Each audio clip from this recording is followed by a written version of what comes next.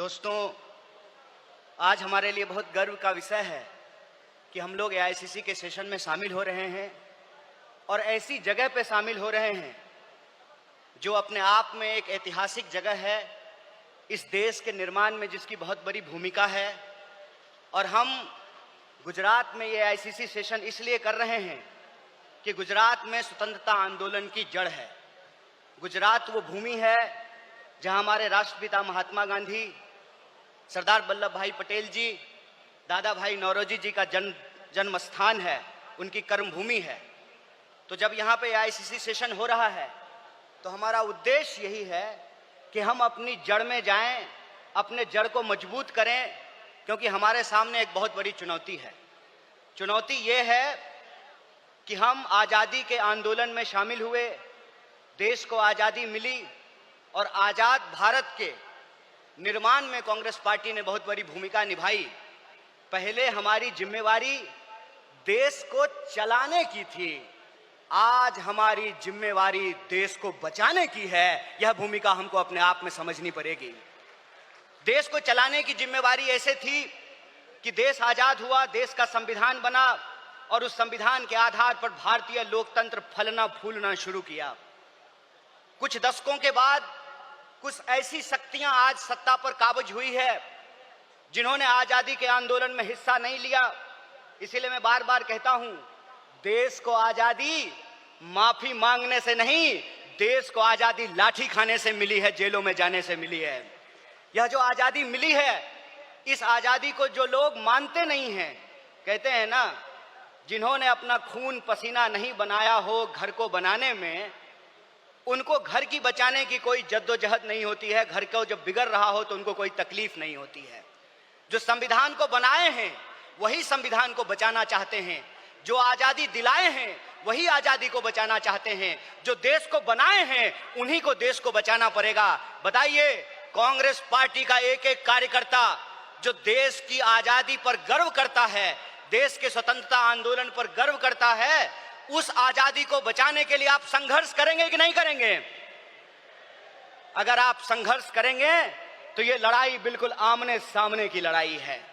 ये लड़ाई है कि एक तरफ वो लोग हैं जो काली टोपी पहनते हैं, एक तरफ हम लोग हैं जो सफेद टोपी पहनते हैं।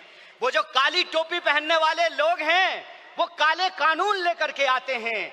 हम सफेद टोपी पहनने वाले लोग जो हैं वो गरीबी का अंधियारा मिटा करके, बेकारी का अंधियारा मिटा करके हम रोजगार का अवसर लाना चाहते हैं। हम अन्याय को समाप्त करके सामाजिक, आर्थिक और राजनीतिक न्याय लेकर के आना चाहते हैं। इसीलिए आज जब मैं आपके बीच में बोल रहा हूं तो सबसे पहले जो ड्राफ्ट है रेजोल्यूशन की, मैं उसके समर्थन में बोल रहा हूं। और यह जो न्याय पथ है जिसको लेकर के हमारा संकल्प है कि इस न्याय पथ पर हम चलेंगे, और न्याय पथ पर चलने का मतलब यह है कि देश में कहीं भी अन्याय होगा, चाहे वो अन्याय दलितों के खिलाफ हो, चाहे वो अन्याय गरीबों के खिलाफ हो, चाहे वो अन्याय पिछड़ों के खिलाफ हो, चाहे वो अन्याय आदिवासियों के खिलाफ हो, महिलाओं के खिलाफ हो, किसानों के खिलाफ हो, मजदूरों के खिलाफ हो, किसी भी भारतीय के खिलाफ अगर कोई अन्याय होगा तो उस काली टोपी वाले अन्याय के खिलाफ हम सफेद टी शर्ट पहन करके राहुल गांधी जी के बताए रास्ते पर चलेंगे। हम न्याय का योद्धा बनेंगे और न्याय का जो हमारी पहचान है,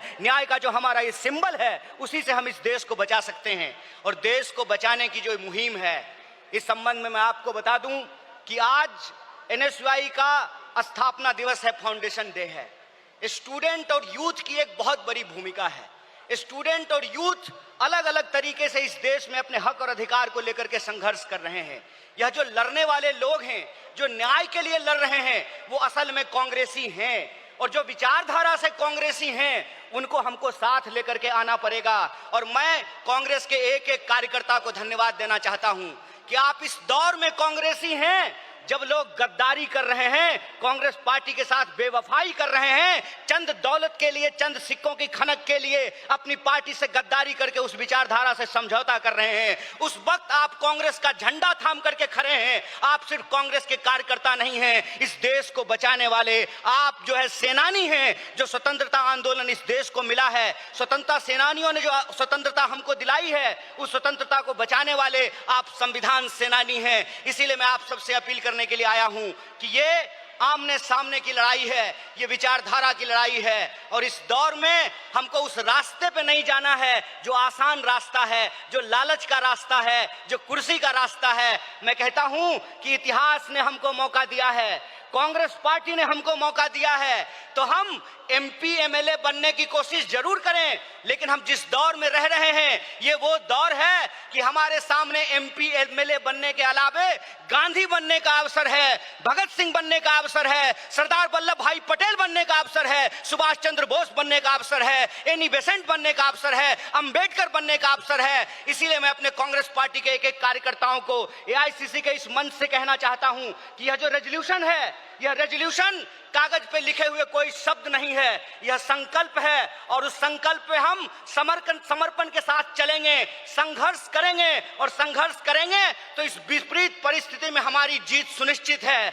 मैं देखता हूं कि कई बार कांग्रेस के कई कार्यकर्ता निराश हो जाते हैं, तो मैं उनको कहता हूं कि यह वक्त निराश होने का वक्त नहीं है, यह अपनी काबिलियत साबित करने का वक्त है, यह अपनी विचारधारा को साबित करने का वक्त है। और जावेद अख्तर ने बखूबी इस बात को लिखा है कि इस मुल्क में दो आवाजें हैं, इस मुल्क में दो आवाजें हैं। इस मुल्क में एक वो आवाज है जो दंगा कराना चाहता है, खून खराबा करना चाहता है, नफरत फैलाना चाहता है, और एक वो आवाज है जो मोहब्बत और न्याय की आवाज को बुलंद करना चाहता है। इसीलिए हम कहते हैं कि मुझे पामाल रस्तों का सफर अच्छा नहीं लगता, जिस दर जाते हैं लोग उधर जाना अच्छा नहीं लगता।